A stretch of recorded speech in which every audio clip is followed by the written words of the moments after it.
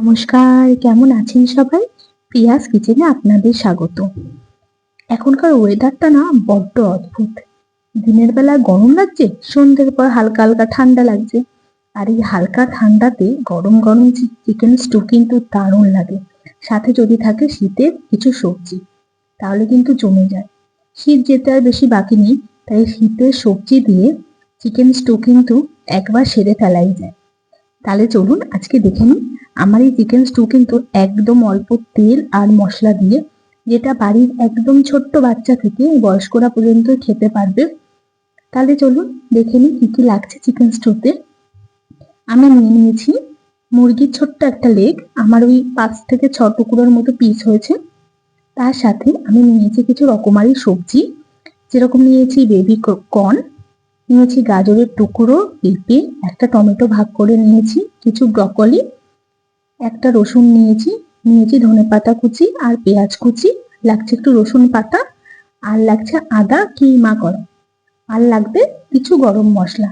ব্যাস, এই কিন্তু আজকের উপকরণ। খুব সহজ এবং চটজলদি মুখরোচক একটি খাবার। আমি কড়াইটা চাপিয়ে দিয়েছি। কড়াইতে আমি অল্প সাদা তেল দিয়ে দেব। তেলটা ভালো করে গরম হলে আমরা দিয়ে দেব কিছু গরম মশলা, একটা দারচিনি, একটা এলাচ আর একটা লবঙ্গ। ব্যাস, একটু ভালোভাবে নাড়িয়ে নেব যতক্ষণ না একটা মিষ্টি গন্ধ বের হয়। এই চিকেন স্টু কিন্তু ভীষণই স্বাস্থ্যকর এবং খুবই ভালো খেতে, আর এটা গরম গরম খেতে বেশি ভালো লাগে, তাই আপনারা এটা কিন্তু অবশ্যই খাবেন। আমি কিমা করা আদার টুকরোটাও দিয়ে দিলাম। একটু ভালোভাবে নাড়িয়ে নেব যতক্ষণ একটা ভালো গন্ধ বেরোচ্ছে। রোজকার তেল মশলা ঝাল ঝোল খাবারের থেকে কিন্তু একটু আলাদাই চিকেন স্টু। আপনারা সবাই কম বেশি খান চিকেন স্টু, কিন্তু আমার রান্নায় আমি কিন্তু মশলা আর তেল একদমই কম রাখবো, যাতে এটা খুব স্বাস্থ্যকর হয়। আমি পেঁয়াজের টুকরোগুলোও দিয়ে দিলাম। পেঁয়াজের টুকরোটা দিয়েও একটু নাড়িয়ে দেব। আপনারা আমার ভিডিও দেখলে বুঝতে পারবেন আমি কিন্তু রান্নায় তেল আর মশলাটা খুবই কম লাগাই, কারণ আমার মনে হয় যে রান্নায় আসল টেস্ট কিন্তু তেলে হয় না। যদি একটু সময় নিয়ে ধীরে ধীরে রান্না করা যায় তাহলে কিন্তু অল্প তেল মশলাতেও কিন্তু খুব স্বাদ হয়। আমি এবার একে একে সবজিগুলো দিয়ে দেবো। টুকরো করা পেঁপে, গাজর দিয়ে দিলাম ব্রকলিটা। এবার একে একে দিয়ে দেবো। আমি একটা টমেটো দুভাগ করে নিয়েছিলাম, সেটা দিয়ে দিলাম।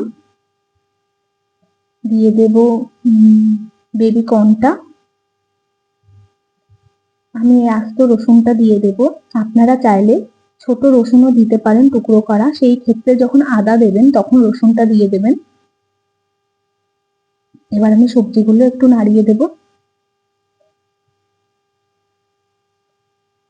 যেহেতু আমি অল্প তেলে পুরো স্টুটা করবো, তাই জন্য গ্যাসের ফ্লেমটা কিন্তু একটু কম রাখবো, আর ধীরে ধীরে মশলাগুলোকে একটু হালকা করে ভাজবো আমি। একটু সময় নিয়ে এটা কিন্তু করতে হবে, না হলে তলা দিয়ে ধরে যেতে পারে। এবার আমি একটু গোলমরিচ গুঁড়ো দিয়ে দেবো অল্প।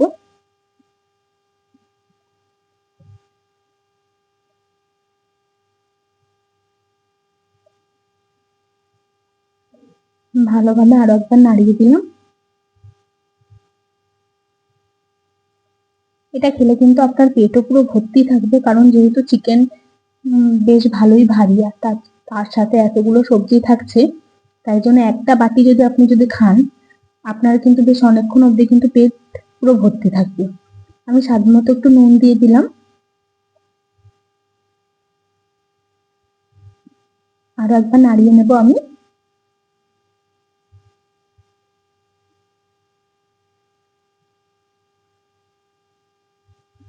এবার আমি ওই যে রসুন পাতাটা ছিল ওখান থেকে অর্ধেকটা রসুন পাতা একটু দিয়ে দেব, আর দিয়ে দেব একটুখানি ধনেপাতা।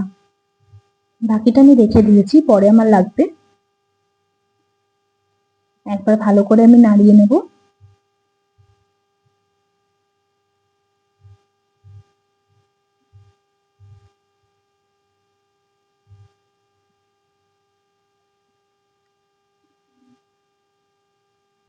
এবার আমি মাংসের পিসগুলো পরপর সাজিয়ে দিয়ে একবার নেড়ে নেব। আপনারা যদি আমার চ্যানেলে যদি নতুন সদস্য হন তাহলে কিন্তু প্লিজ ভিডিওতে লাইক করবেন, কমেন্ট করবেন, আর চ্যানেলে নতুন মানুষ হলে প্লিজ সাবস্ক্রাইব করবেন। আপনারা না ছাড়া কিন্তু আমি এগিয়ে যেতে পারবো না, এবং আপনারা বলবেন যে কিরকম টাইপের রান্না আপনারা দেখতে চান। আমি চেষ্টা করব আপনাদের সেরকম ধরনের রান্না দেখানোর জন্য। আর আমার রান্নাগুলো বেসিক্যালি খুবই হালকা হয়, তো অনেকেই ভাবেন যে খুব তেল মশলা কম দেয়। আসলে আমি একটু স্বাস্থ্য সচেতন বলে একটু কম তেল মশলা দিয়ে রান্না করতে পছন্দ করি। আমি এটা কিন্তু একটু ঢেকে ঢেকে রান্না করব, একটু সময় লাগবে, একটু গ্যাসের ফ্লেমটা একটু কম রাখবেন। ঢেকে ঢেকে একটুখানি রান্না করলে কি মাংসের সাথে মাংসটা দিয়ে যে জলটা যে বেরোবে তাতে কিন্তু সবজিটা অনেকটা কিন্তু সেদ্ধ হয়ে যাবে।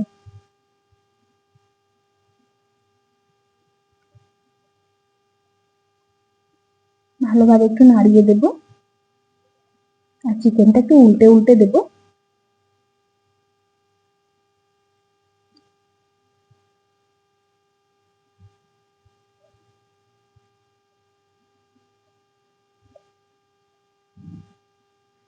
এই সময় এত মিষ্টি একটা গন্ধ বের হচ্ছে না, আমি কিন্তু আবার একটু ঢাকা দিয়ে দেব।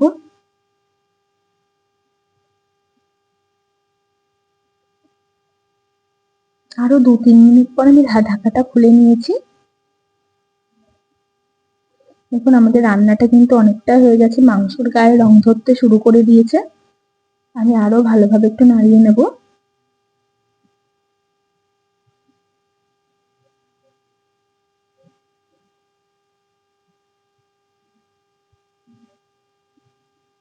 এবার আমি কিন্তু পরিমাণ মতো জল দিয়ে দেব। আমার এখানে 4 জনের মতো খাবে এই স্যুপটা, সেই পরিমাণ অনুযায়ী আমি জল দিচ্ছি। আপনি আপনার বাড়ির লোক বুঝে আপনি মাংস আর জলের পরিমাণটা বাড়াবেন, এমনকি সবজিটাও। আর আমি যে সবজিগুলো দিয়েছি এগুলোই যে দিতে হবে এর কোনো মানে নেই। আপনার কাছে যেরকম সবজি থাকবে বা আপনার বাড়িতে সবাই বা আপনি যেরকম সবজি খেতে ভালোবাসেন সেরকমই কিন্তু সবজি দেবেন। আমি বাকি রসুন পাতাটাও দিয়ে দিলাম।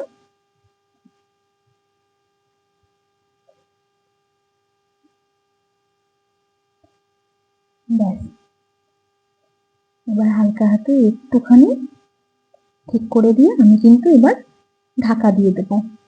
এবার আমাদের ঢাকাটা কিন্তু হবে এবং মাংসটা সেদ্ধ হবে।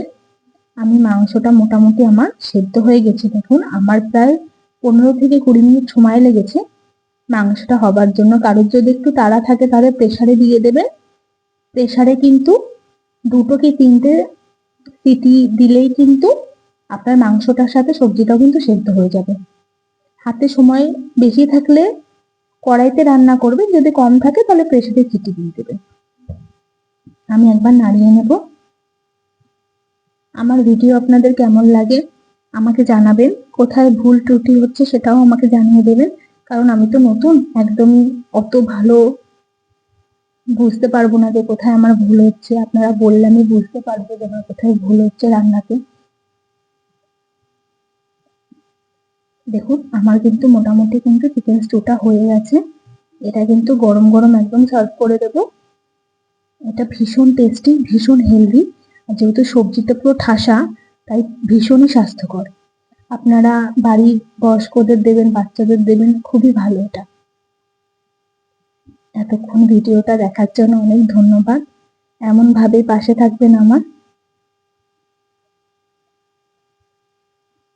আমি শেষে ধনেপাতাটাও দিয়ে দিচ্ছি। আমাদের চিকেন স্টু কিন্তু একদম রেডি হয়ে গেছে। আপনাদের রান্নাটি কেমন লাগলো আমাকে কিন্তু জানাবেন। সবাই ভালো থাকবেন, সুস্থ থাকবেন, ভিডিও দেখবেন, কমেন্ট করবেন, লাইক করবেন, চ্যানেলে নতুন হলে সাবস্ক্রাইব করবেন, আর প্লিজ পাশে থাকবেন।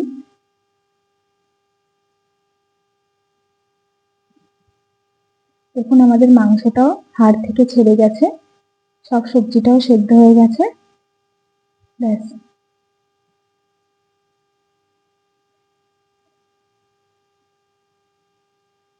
ভালো থাকবেন, সুস্থ থাকবেন। এতক্ষণ ভিডিও দেখার জন্য অনেক ধন্যবাদ। নমস্কার।